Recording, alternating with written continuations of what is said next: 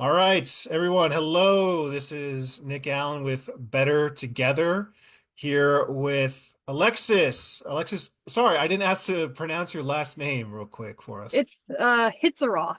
Hitzeroth. All right. Yep. It's an So interesting one. Alexis, yeah, no, that's great. Alexis is running for Grand Junction City Council. Remind me of your district I'm District A, and and my District. opponent right now is Cody Kennedy. Awesome. Okay. Well, thank you so much for joining us. Again, Better Together is going to be interviewing all the candidates that we can. And so we just want to make sure that voters are aware of who's running and some of the positions they care about. So, Alexis, if you could just kind of tell us who you are. Yeah. So, my name's Alexis. I guess first thing about me, I was born in Colorado, but spent a lot of my young life in the Midwest. I joined the Army when I was 17 years old and got out in 2018. So I was in for 13 years. I did one tour in Afghanistan during Operation Enduring Freedom in 2008, 2009. I actually turned 21 over there Oh, and spent a lot of time doing military stuff until I moved to Colorado. And I moved to Colorado to work for the United States Geological Survey, where I measured stream flow in all of our beautiful rivers on the western slope. I have I worked for the government for about 7 years and then decided to go work for a nonprofit up in Basalt for a couple of years where I educated kids on the importance of our water resources. I missed Junction a lot and I got the opportunity to purchase a house from a friend off market. So I moved back to town, worked in environmental consulting for a while and disliked every moment of it. So I quit and on the same day got an interview at Taco Party, or actually it was JoJo's then, okay. and decided to move into the service industry. It's I kind of moved into the service industry so I could find more time and have more flexibility Mhm. to find something that was more fulfilling for me. But it has actually given me the opportunity to run for city council. So I only work like 4 days a week, sometimes 30 hours a week, and it's given me this time to find something that I think will make a huge impact on my community that I love. So I have gone into the service industry and it just goes with my lifetime of service that I'm like Yep. hoping to give back to the community. Literally in the service industry, was in the armed services, and now I'm trying to be a civil servant as a city council person. So that's a little bit about me. Couple hobbies. I'm a watercolor artist. I love fly fishing and I love hiking in these beautiful scapes that we have here in Grand Junction. Awesome. Awesome. Yeah, so a lot of service, both Yeah. for the country and customers, and Yep. that's great. That's great. Yep. What kind of drew you to that initial service in the military? You know, it was it was just kind of honestly, I will tell you those recruiters are pretty charismatic and I also didn't want to have student loans. So Sure. the opportunity to go to and get a degree, I have an environmental science degree, Hmm. um, was in Ensign Water, was very enticing. I also, the Army did a lot of really good stuff for me. It helped me become a very good leader. It helped me become a team player and just very respectful of other people. So Nice. Yeah, that lots of sounds lots of positives there. great. Great. Well, we appreciate that. And diving in, because I know we just want to get a quick preview here, and you got to Yeah. jump back to the council workshop, but Mhm. touching on your three top issues, initially we sent out that survey asking for them. You mentioned Yep. affordability, Yep. rebuilding community trust through communication, and honoring Hmm. our heritage and building our future. Let's take each one at a time. So, what does affordability mean to you for Grand Junction? So I represent around 70,000 people in Grand Junction. I'm not a millionaire. I work in the service industry. I get some money from the VA, which is really nice, and that for disability, and that has helped me a lot to be able to afford my mortgage, which is not cheap. Sure. So I understand what it's like, not like having to count quarters or having to pay, $7 every day to just go to work. I understand the drawbacks that come with that. So I feel like I'm representative of more people in our community. So I would love to see developers, and I'd love to push policy to see developers building more houses that Mm, are fair and accessible to people like me. hmm Because all the people that I work with, they would love to buy a house, and it just seems so far-fetched for a lot of people in this community. But everybody deserves that. One thing I really think is that affordability is not a privilege, but it's a necessity for a prosperous life. And it just, we live in a beautiful place, and I feel like everybody should be able to afford to live here for hmm as long as they want and Yeah. live prosperously and affordably. Great, great. No, I appreciate that. Yeah, we'll come back to kind of some of that housing because I know it's one of our Hmm. top issues, but let's talk Yeah. about rebuilding trust. Yeah. I think, unfortunately, Fourth and Fifth Street damaged a little bit of trust with how city council speaks and communicates to our community. Hmm We, I would, I want to, moving forward, make sure that we are communicating with all of the residents in our community, not just those that have the largest purse strings or have the loudest mouths. I want to make sure that we are figuring out the best way to communicate with everybody in the community, whether that's sending out mailers that we're doing something a year in advance or 6 months in advance or a few Mm, weeks in advance, making sure that the community has input because we have a beautiful community here, and it would be even more beautiful if we got more community engagement. I'm sure that there's a few people who could have come up with a better plan for Fourth and Fifth Street than whoever did it.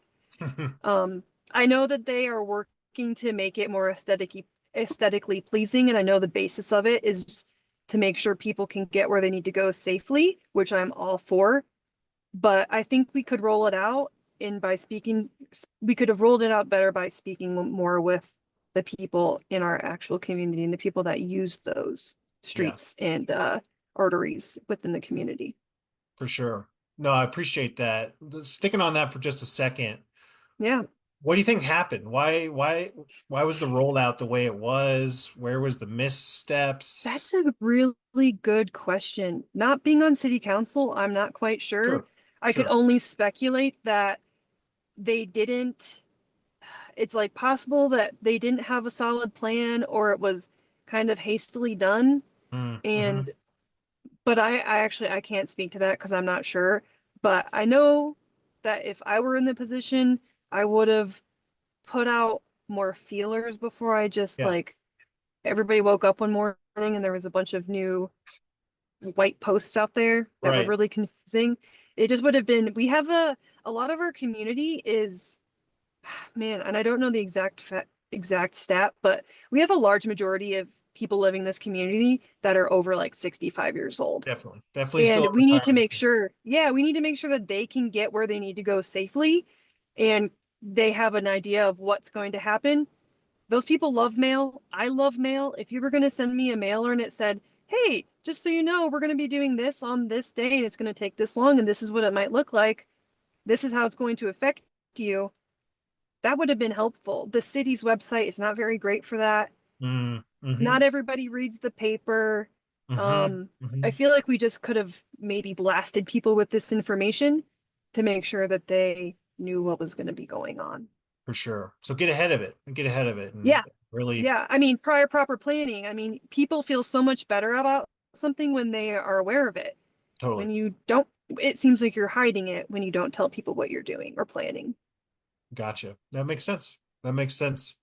So heritage, Yeah, yeah, honoring our heritage and building our future. yeah.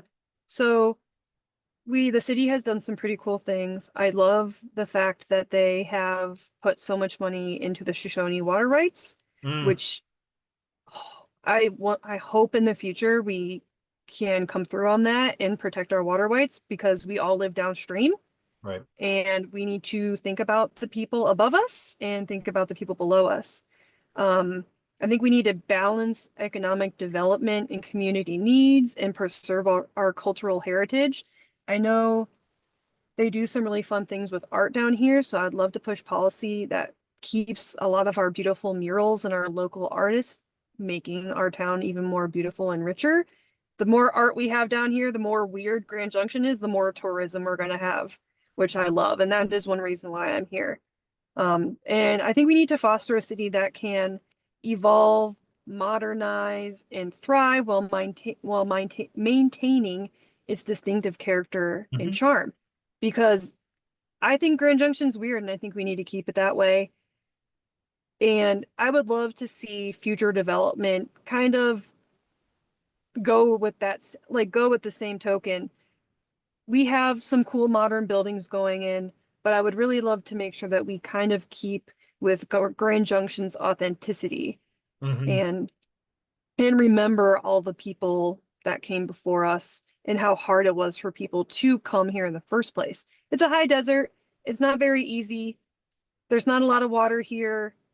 We're based on agriculture, um, energy, Mhm. and tourism. So we can have a thriving economy if we keep on remembering those things, if we focus on that stuff. Nice. Nice. No, I think those are, yeah, major industries, especially protecting water, It's impacts huge. all of those. So I appreciate you bringing that up. So Yeah. let's jump back, just the last few minutes here. Let's jump back to housing. You mentioned, Yeah. supporting policies to decrease housing costs for, home buyers. I'm Yeah. assuming first time especially. So hmm what are some of those policies that you're looking to support and push forward? You know, since I'm not on city council yet, I know of some policies. I don't know the ins and outs of them. I'm still learning every single Hmm. day.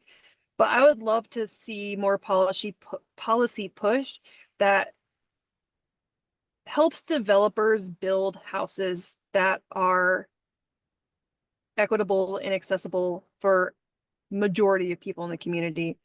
You don't see them building a lot of houses that are in the 250 range or or Yeah. less than that. They're all very nice, $500,000, $1 million homes. I don't know a lot of people that can afford that. I don't know if you do either, but I No. would love to see more policy push that, if they're going to build some really nice high-end housing, that they build like twice as many affordable houses. Um, Mm. because I live in 936 square feet, and that Hmm. works perfectly for me and my partner and our two cats. Hmm. And they're not building under 1,000 square foot houses to my knowledge anymore. So Right. I would love to see them focus on building housing that you know, fits more the people that are representative of this community. Yeah. Yeah. And in So, areas where people could, get where they need to go or get to work safely. mhm. Um, it's great that we have our downtown area. It doesn't, we don't have a lot of space down here, but it'd be nice if we could build more houses. I love apartments and I know that they're necessary, but sometimes people just want to live in a house. They Right. want to have a yard. They want to have a dog in a fenced yard. And yeah, like I said before, I think affordability and accessibility to home ownership it's not a privilege. It's a Mhm. necessity. So Yeah. That's right. That's right. I mean, people need to have a shelter. Food, water, hmm and shelter are kind of our basic yep, things. Yeah, yep. one is very much lacking right now for many people. Yeah, and the cities, the whole point of a city and a city council and city management is to provide basic necessities for the people of the community. So Hmm. For sure. it's our role, it's our duty Yeah. to do that. Nice. Well said. So in protection of your time, but still want to touch on just one big-ish issue that's at least been Yeah. brought up, and it's something that I've been tracking online a little bit myself, and hmm is the question around conflict of interest. Yeah. There was an op-ed put out on the Business Times about Bill Wade, and just to kind of update our audience, Bill Wade is a chair member, board member of Homeward Bound. And I believe his wife has been assisting on your campaign some. And if at least in regards to the op-ed, and I'll say this Yep. before diving into it. There's another letter to the editor was recently published around your opponent, Cody Kennedy, receiving some donations from builders. Mm-hmm. This is how this works in a lot of ways. I mean, you're receiving support, whether personally or financially. Those people have interests, and that's Yep. how democracy works. I'm not going to hold that against you, and I won't hold that against your opponent. But I would like to Yep. see, yeah, if you're willing just to kind of address what you've heard so far and clear the air for some folks. And I'll obviously let Cody do the same on his interview next Yep. week, but want to give it to you. Well, it's like you said, it's democracy. And I think that if you are a city council candidate and you're trying to get as many people to sign your petition as possible, you might get some signatures that are might look like a conflict of interest. Mm, And that has happened on both of our petitions. There are signatures on both of our petitions from people that it could look like it's a conflict of interest. Just as you said, democracy works. In all fairness, we need to make sure that you shouldn't feel fear from signing a petition because the petition is not a sign of endorsement. It's just someone signing it for you to get you on the ballot. Um, Anybody can sign a petition, and I think you should feel like you can sign a petition without feeling like there's going to be any backlash. And that's, you know,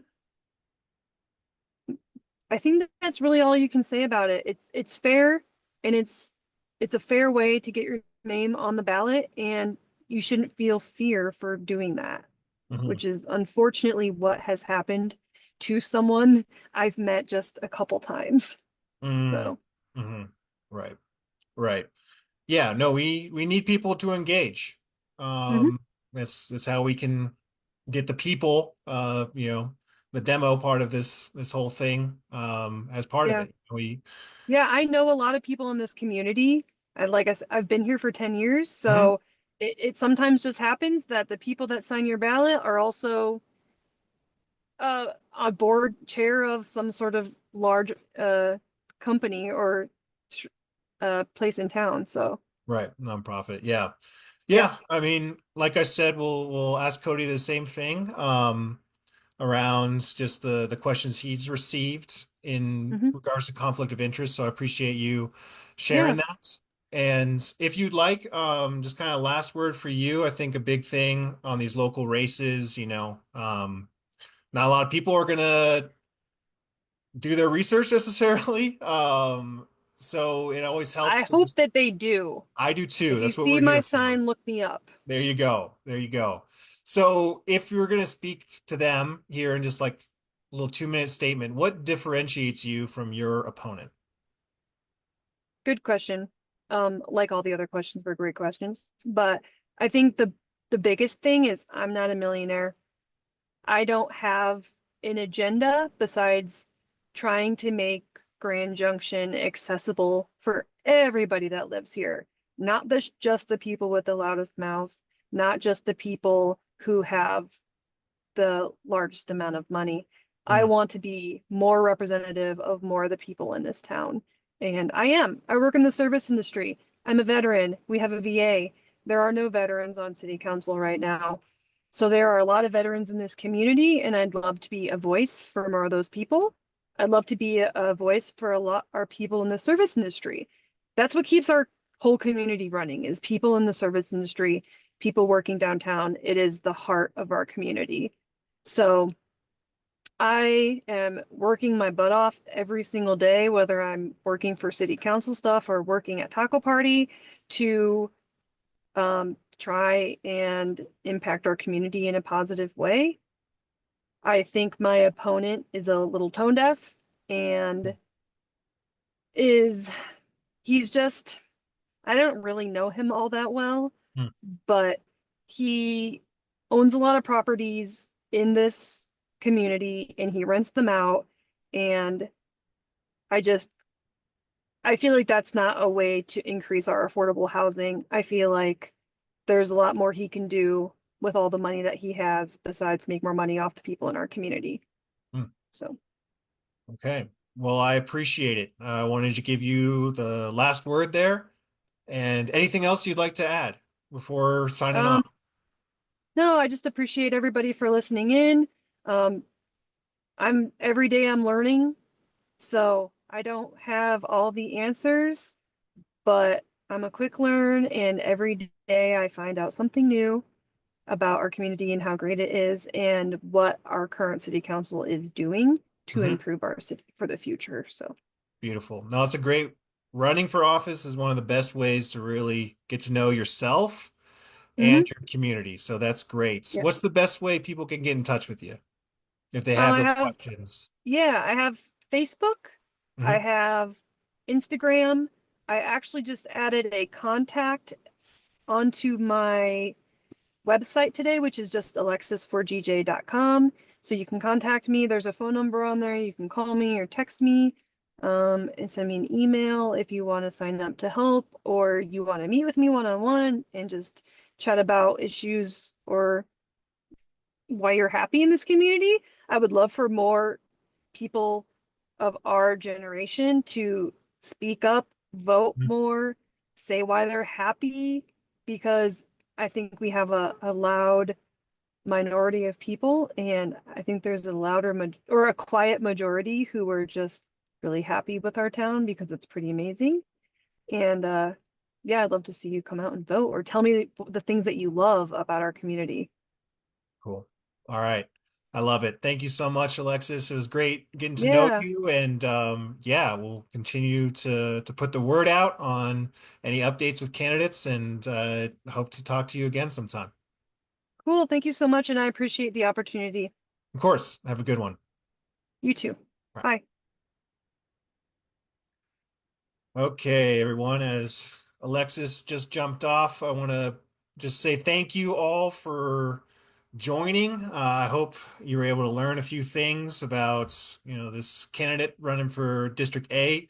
We will be having her opponent on next week, if I remember correctly. I think that should be coming up. That's something I should have pulled up right now. But this is it's grassroots, it's live. We're trying this thing out.